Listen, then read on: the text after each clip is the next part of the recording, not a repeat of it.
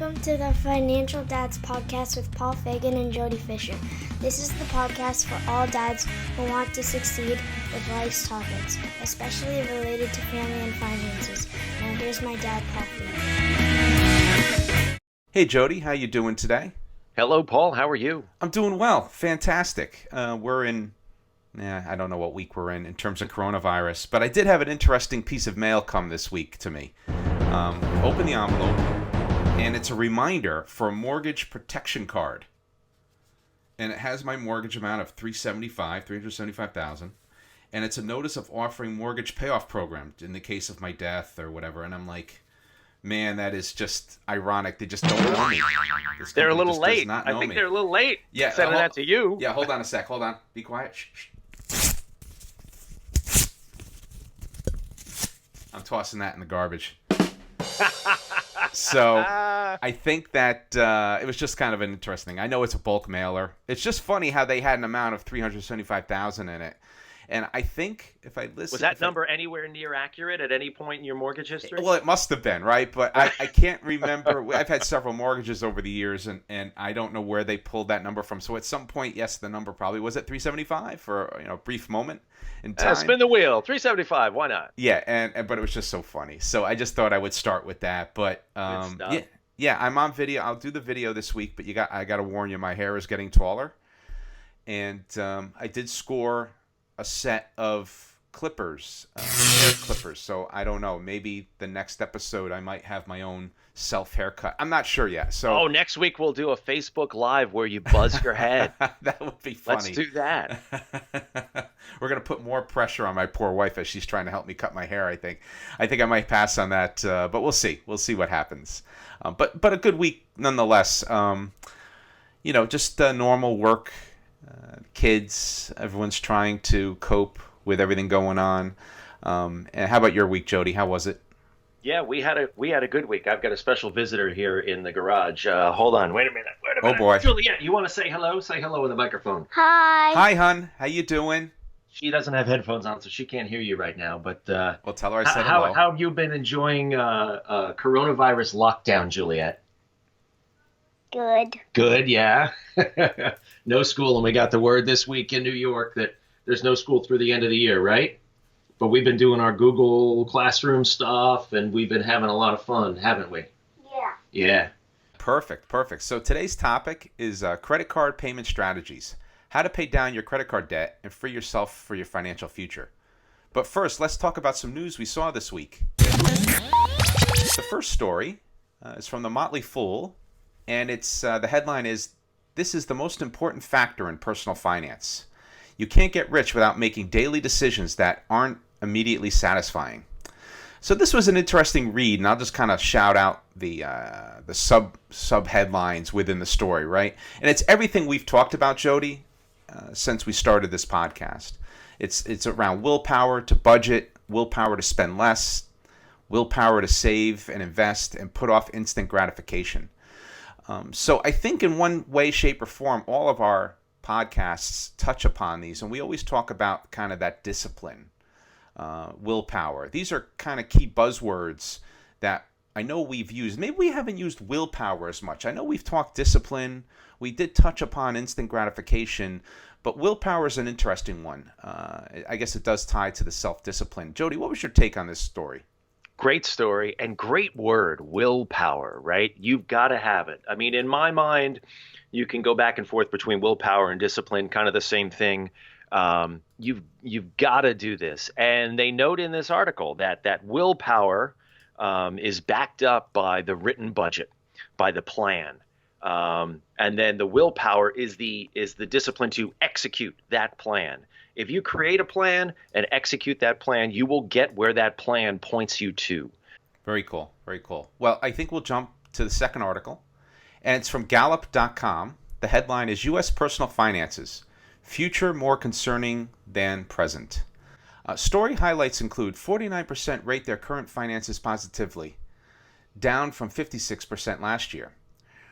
Record high 50% believe their financial situation is getting worse, and younger adults more affected by recent economic downturn. So this is a recent Gallup poll that was taken during coronavirus, and we're experiencing it now, and I think we're going to keep experiencing it for a little while longer. Jody, what was your take on this story? Yeah, good story here. And interesting that you picked this one and the Motley Fool article because they're sort of counterbalancing to each other in my mind. On the one hand, you've got the article about the willpower to budget and plan and execute something to keep yourself financially healthy. On the other hand, you've got this survey that was conducted. The article says April 1 to 14, so very recently, basically showing that a lot of people, and especially younger people, are pessimistic about their financial future. Side note here, it is a Gallup poll. Gallup is a trusted organization, but I always wonder when I hear about polls, who you gotta understand that there are people who are taking these polls. When was the last time you picked up your phone and someone said, "I'd like you to take a poll," and you didn't say thanks, no thanks? I rarely pick up the phone in my house. So I just wonder about the pool of people who are taking this poll. That said, I'm not going to throw cold water on Gallup because they're a good organization.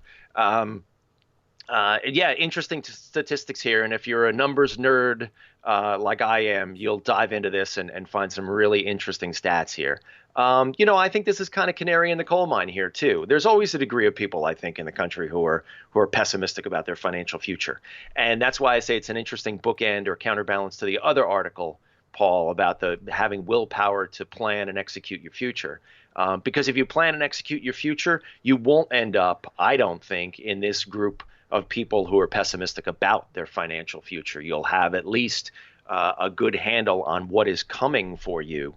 And so then you can go on and improve that financial future.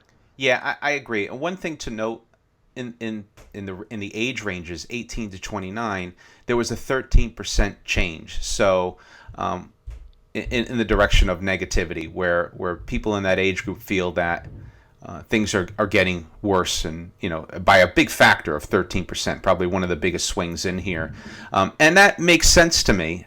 It resonates with me because I remember when in my 20s, I was living paycheck to paycheck, and there's a whole episode that you could listen back to where I paid myself first, and I started doing that in my late 20s. But that's when I started getting control over my financial life, was during that time period. But before that, I was just living paycheck to paycheck, and if this type of pandemic happened during that time frame, I think I would have been in that pessimistic boat too. I probably would have been living with my buddy, and all of a sudden my income dropped for some reason because of the pandemic. Maybe it would have been an interesting dynamic to see how that all would have come together. So interestingly enough, another key stat in here, it looks like the biggest percentage drop is in the middle.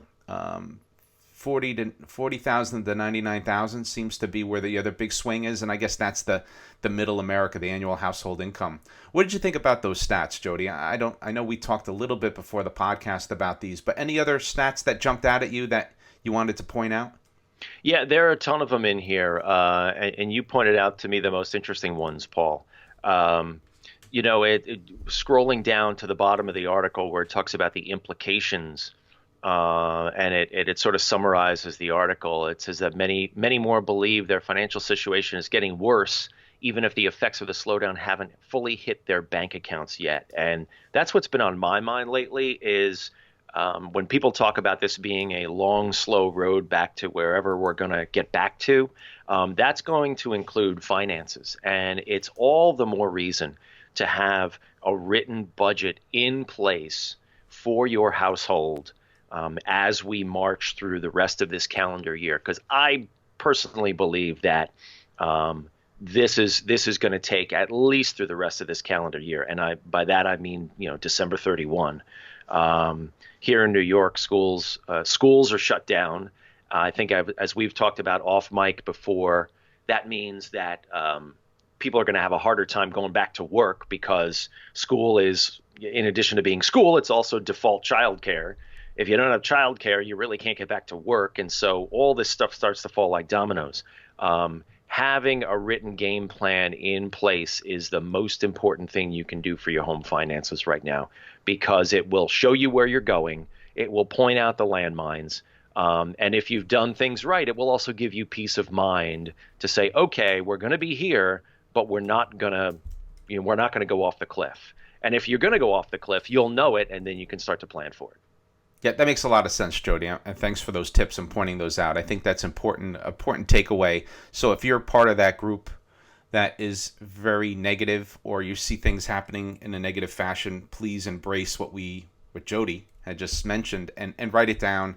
Start taking control of it. Get the willpower that we cited in the first article, and turn around your financial situation. It's easier said than done, but once you do it, I think you'll be in a much better boat.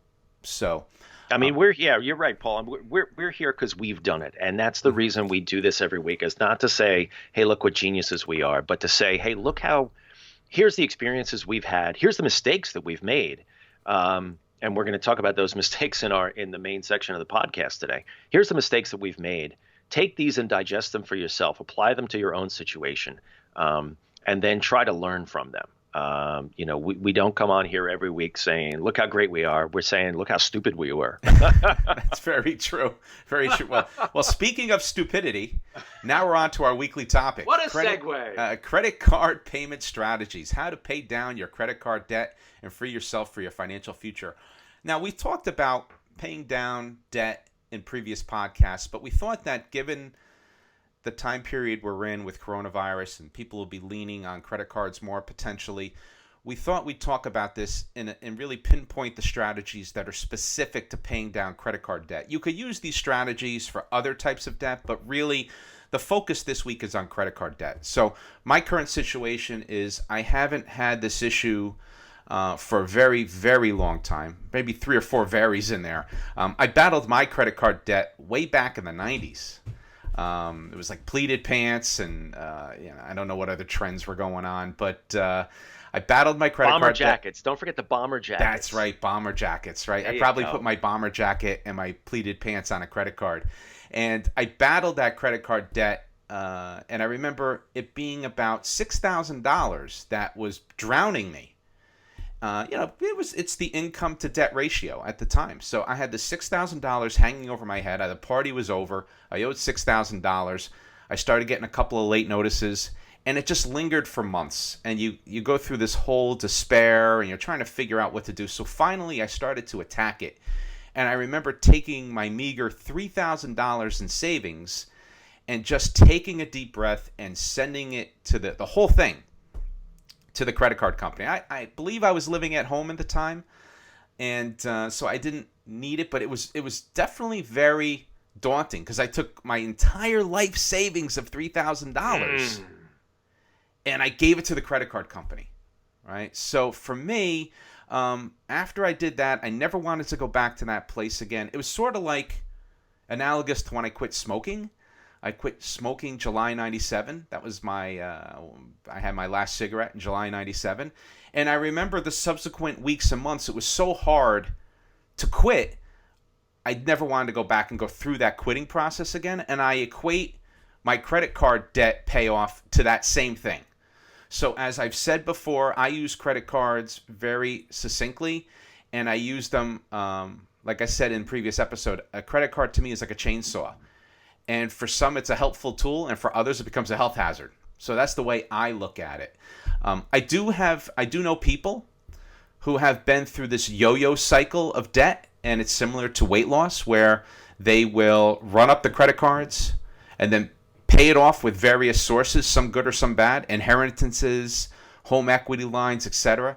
And then the cycle doesn't seem to stop for them. And I feel bad because they haven't been able to get the willpower and the forethought to kind of sit down and tackle the root cause of why am I doing this and why am I yo-yoing with debt, similar to like yo-yoing with weight, where you lose a lot of weight and then you let go, your weight flies back up, and then you come and reduce your weight again, and it just like a yo-yo back and forth. So Jody, what's your current situation when it comes to credit card debt? Yeah, that's a great story, Paul. And mine is somewhat similar, minus the smoking analogy. But we have no credit card debt currently. But oh boy, did we ever wrestle with credit card debt over the years. And, you get started, everyone gets started in the same way. Somewhere between high school and college, I think is where I had my first credit card. Boy, it's fun, and when you're starting out, it's fun to buy this thing or that thing, and then at some point you probably make a purchase that's got a comma in it, and it's like, wow, this is pretty cool. I can buy stuff. That is the And pay insidious later. nature. And I can pay it later. I can have That it is now. the insidious nature of credit cards. Instant gratification, Paul. You're right. It starts with a charge or two. Maybe it even feels manageable, and then suddenly you get hit with that bill like you talked about. And I've been hit with bills just like that. And it's a giant balance. It's that, oh shit moment. You're like, whoa, I don't have anywhere near this amount of money. And maybe if you're completely disorganized, you have no idea how you're even going to pay it off. You don't even know how to start to pay it off. And then even for more convenience, the credit card company puts that little number down there that says monthly payment, or sometimes they put in a line that says, if you pay off this much every month, you'll be paid off in this number of months. And that's a BS number too, because that interest rate is just going to go up, up, up in the background as you pay that. Credit cards, I've said this before, are evil. They're the quickest way to get into financial trouble. And so for me to get out, I used all kinds of ways to try to get out of credit card debt. I started with the straight pay down, which never seemed to work because the interest always builds up. And if you looked at an amortization graph on a credit card, your jaw would hit the floor.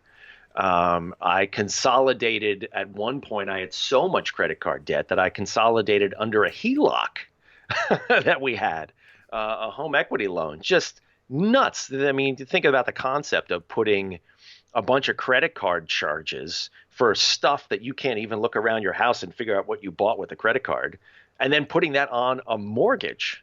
That's nuts, because now your house is tied up in paying down a credit card purchase. It's crazy.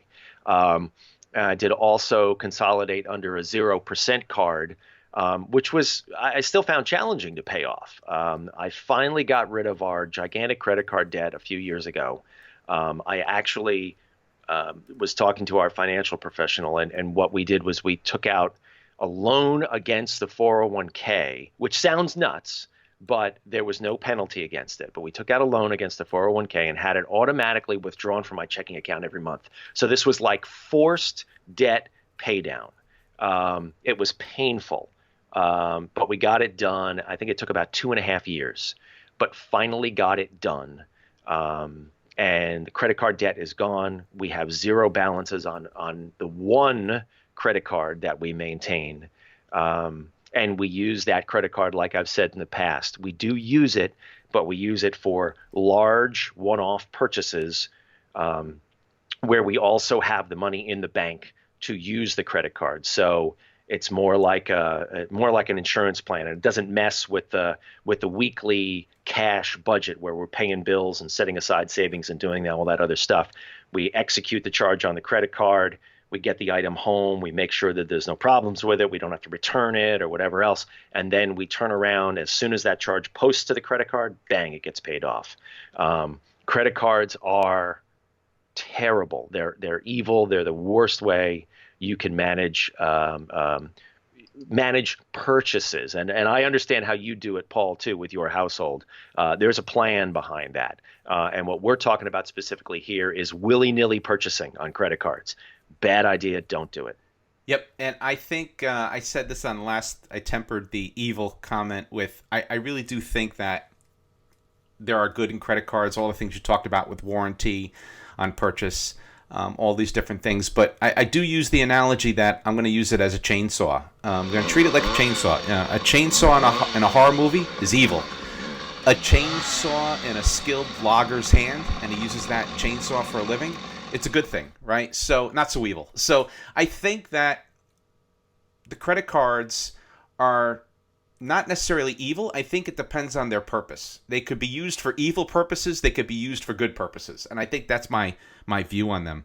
I think the interesting thing you pointed out, which I never thought about before, Jody, was the 401k strategy. And for many years, we talked about, or the mantra has been, do not borrow from your 401k. But this might be an interesting forced mechanism that might be ideal to pay off credit card debt, and it was interesting. How did you come across coming up with that way of doing that, Jody? Was that just Again, something? Yep. it was a recommendation from our financial advisor, and maybe people out there are jumping up out of their seats, going, "Hey, he's a terrible financial advisor." But he gave us a strategy to get out of that and to get out of it as quickly as possible. And I think we put in that loan, I think it was a combination of credit cards. It might have even been like a car purchase at one, like a car, buyout at one point. It was a significant amount of money. It wasn't just a couple $1,000s. And like I said, it took about 2.5 years to get out of it. But that was his idea, and it worked in our written budget. And the only reason I did it, and we got to call this out, Paul. The only reason I did is because I took that monthly number and I shoved it into my budget spreadsheet. And I saw the monthly payment alongside all of our monthly bills, and looked at it and kept the balance in the checking account black and kept everything afloat. I would not have done it, and I don't recommend doing anything like this if that payment isn't going to fit into the rest of your written budget. And that's the only reason that it worked, is because one, it fit into the budget, and two, it was kind of this forced payment, and I knew exactly when the loan would pay off. And it paid off, right to the month. That's great. Yeah, I mean, I think the strategy worked for you. Once again, we talk about personal finance being personal. You had a great advisor that sat with you, laid out the options. This option was palatable, and it worked, right? The proof is in the pudding. It worked. So congrats. And we haven't gone that back, and that's the other important part too. We haven't gone back. We haven't gone back to spending on credit cards or buying things that we don't have the cash for. And that's really goes back to that Motley Fool article too. It's the planning and the execution. You've got to commit to a spending plan that works for you. Absolutely. Absolutely. Well said. Well said. I think we'll go to the discussion topics. And right now they're timely because using credit cards during this coronavirus pandemic might be up. I believe it is up. We probably should pull a story on that, but I believe that credit card usage is up. People have to use them to survive. And that's why we're kind of talking about this, because once you get to a point where you have to pay those credit cards back, and if you get underwater with them, you're going to have to use some of these strategies that we're going to talk about today. And really, Jody, I think there's a handful of strategies that we'll focus on, because I think those are the ones that are the most prevalent and the ones that are most out there. Two are pretty decent, and one is really bad. So we'll start with one decent one first, and that's debt surfing and consolidation strategies. And to me, this is taking debt. If you have 3 or 4 different credit cards, you find a 0% credit card or a credit card with very low interest, and you surf all that debt to that one credit card at that lower interest rate. Now, one of the things I want to point out on this type of method, there's always kind of a gotcha. And that gotcha could be that if you're at a 0% payment, there are certain clauses in those 0% credit card offers that if you miss a payment, your interest could go as high as 20+% retroactive from the beginning of you taking that credit card, and it's kind of done in since the beginning, and you're hit with all those costs. So even if the lateness is not due to you, let's say you pay it on time, but your bank transfers the money too late to the credit card company.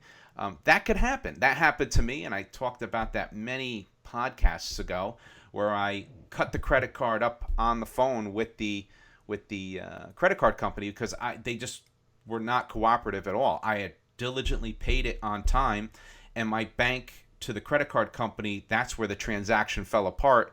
I was late by a day, and I got hit with a $25 fee for being late, and that's when I stopped using that credit card company. It didn't wean me off of credit cards completely, as everyone knows who's been listening to the podcast, but for that particular credit card company, I just kind of stayed away, and I still get offers from them, which is funny. I still get regular mailings from that credit card company. They'll take your money. They'll still take your money. There's no problem. There's no shame in their game. They have no problem coming back to me saying, hey, we're loaning you some more money. But I think that debt surfing and consolidation could be a really good strategy You do have to watch it, and you have to be very proactive to get those payments in early. Jody, what's your take when it comes to debt surfing and consolidation strategies? I know you did it with the 401k, but what's your overall take when it comes to the methodology that we just talked about? Yeah, you all those points well taken. You hit it on the head, Paul. The key to taking advantage of any of these, whether it's a 0% credit card or whether it's taking out a consolidation loan, whatever you're doing, read the fine print. Make sure you're adhering to the payoff schedule and know what happens if you bungle the plan. Because you said it right. If you miss a payment, or if somehow you don't pay the balance off in the amount of time that the offer is there for, and typically these 0% credit cards will run anywhere between 12 and 24 months, you'll get hit with interest, enormous interest, retroactively back to the starting balance. And that can, in some cases, double the balance. Really, really scary. So if you're going to do all this stuff, just make sure you do it with a plan and stick to the plan. Absolutely. Absolutely. The next topic we're going to touch upon is debt consolidators. And the overarching theme here is to try to stay away. And let me set the scene for you. If you have a pile of credit card debt and you're nervous about paying this debt back and you're watching late night TV, you'll see a commercial. If you found yourself deep in credit card debt, you're not alone. Millions of others just like you are in a similar predicament. Our expert advisors are available to walk with you through every step of your journey to financial freedom. There's no better time than the present to consolidate your high-interest credit card balances into one manageable monthly payment. The reality for most problem. of these debt consolidators is that it's all about paying them a fee up front, so you pay them, and they don't provide a nickel to your creditors till they get paid first. And in the meanwhile, your credit is going down and down and down because you're not sending any payments to your debtors. Right, to your creditors, I should say. And then once you pay the debt consolidator off with their fee, they start paying these credit card debts and such. And they'll call them up and say, hey, we haven't paid in a few months, so will you take, instead of $2,000, we'll give you $500.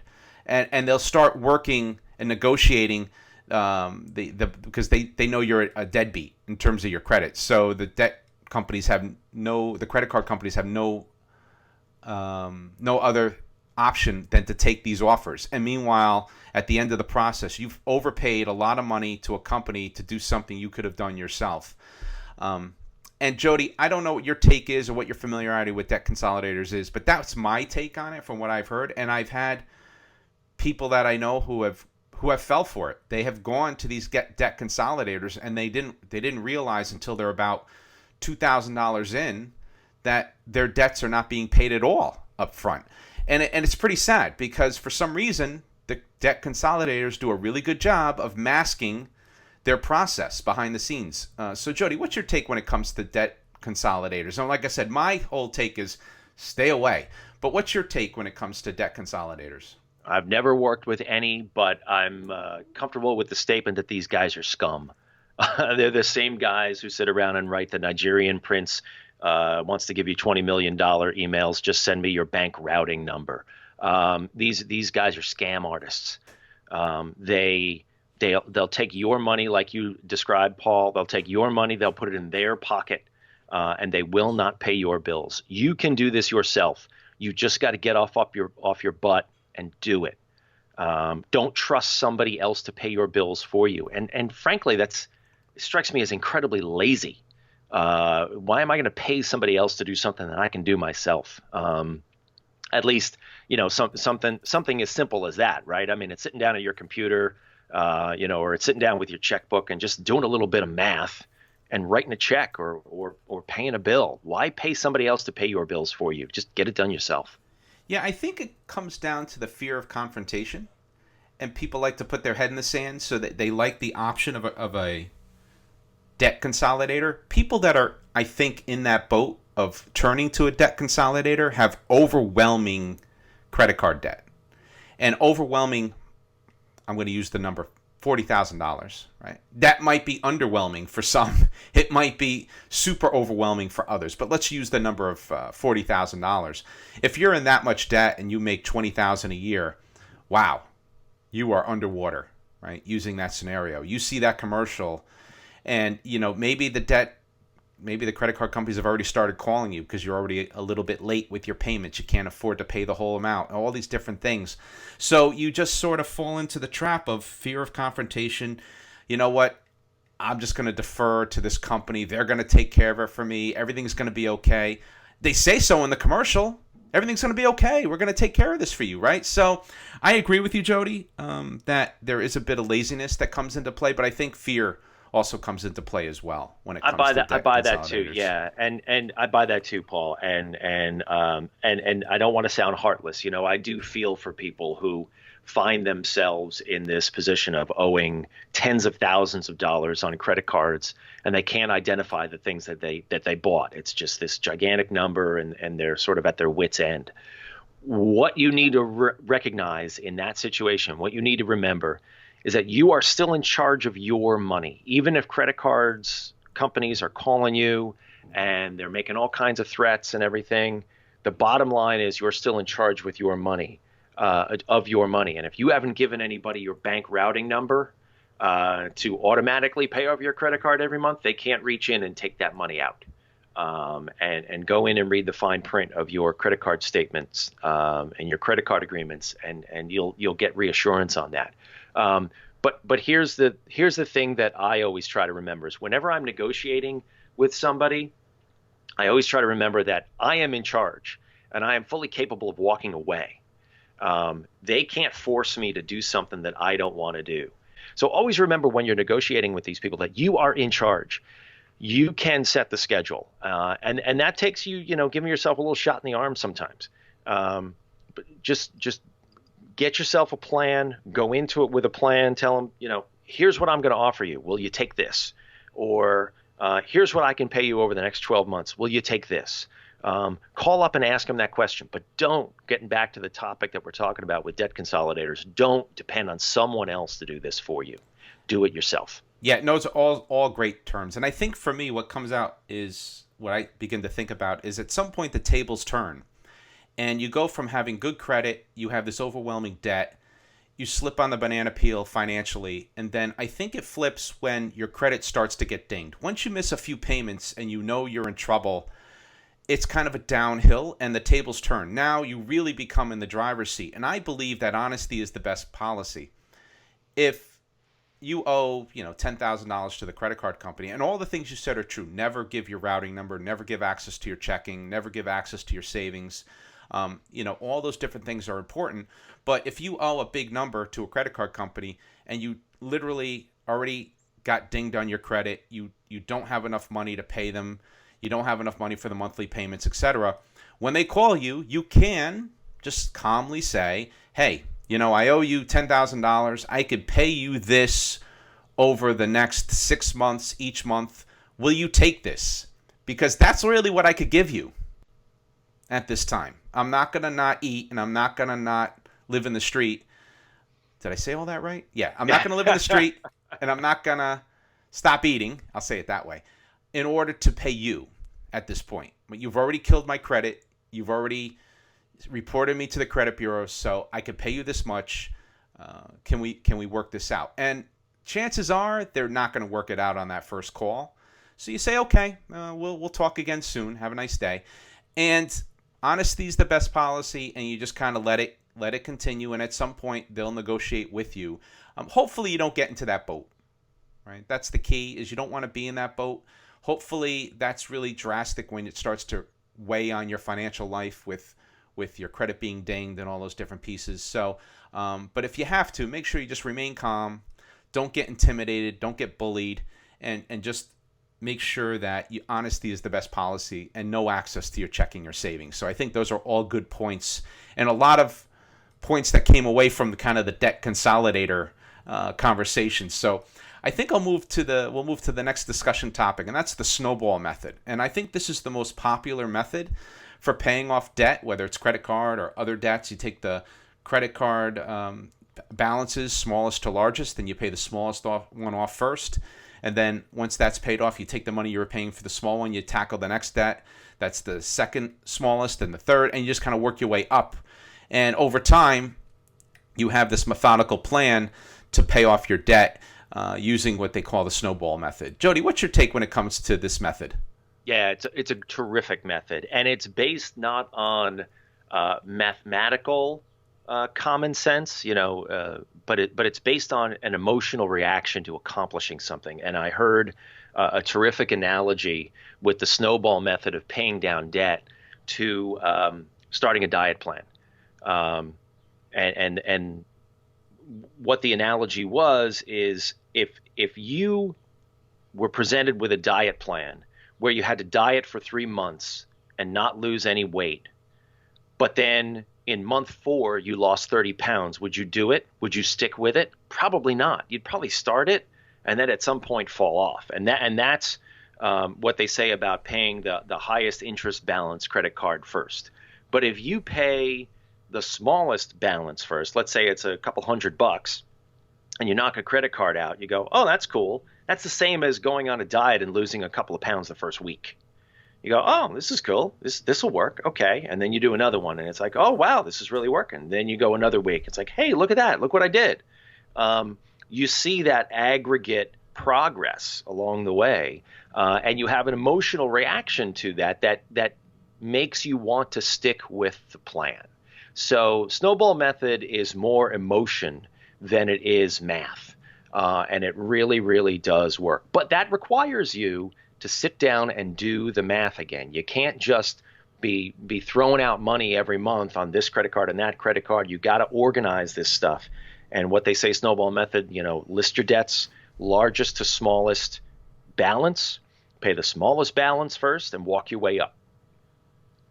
Very cool. Very cool. Yeah, I think that is the methodology that most financial personalities and advisors recommend when you're trying to tackle your debt. And so I know that I haven't had to use the snowball method, but I know people that have used it successfully, and I think they've had very good results. So I think with that, we'll jump into the summary recap, right? And for me, I think the takeaways for this week is know oneself. If you're a person who can handle a credit card properly, that's great. If you are a person who cannot handle a credit card properly, you have to confront yourself.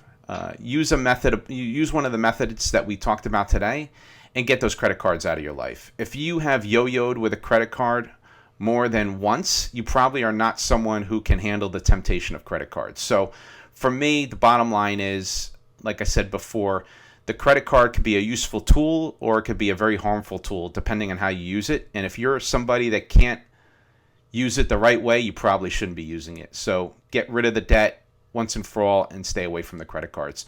Jody, what's your take when it comes to the summary recap? Fully agree, Paul. And your analogy to the chainsaw is really a good one. Don't use any kind of a tool, including a credit card, if you don't understand how to use it and if you don't understand how it can hurt you. We've described ways that we actually do use credit cards, but we use credit cards with intention and with a plan. Some people may beat us up for using, dispensing financial advice and then using credit cards. We use credit cards with a plan. And the most important plan is the way we use it is how to pay it off. We make sure that we pay it off and we don't carry balances. I think that's where you start to get into trouble. So, very cool. Very cool. Well, Jody, I thoroughly enjoyed our discussion today, and I'm personally looking forward to the next one. Thanks, everyone, for downloading our podcast. If you have any questions or comments, please email us at financialdads@gmail.com or check us out on Facebook. Just go to financialdads.com. So with that, this is Paul and Jody reminding you, managing finances can be stressful, but that's why the Financial Dads are here to help you plan for success. Have a good one, everybody. Be well, and thank you.